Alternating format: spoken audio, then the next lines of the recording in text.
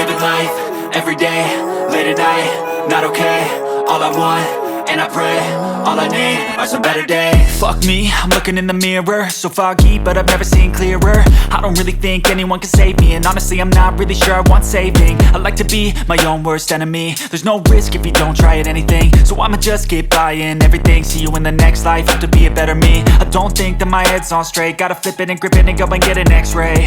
What's wrong with me? I just feel weight pushing on my chest and it squeezes till I suffocate. Better change my mindset, meditate. It's pretty cool that I'm alive and have better days. I could walk, see, hear, I should celebrate. Think I could change my mind, maybe elevate.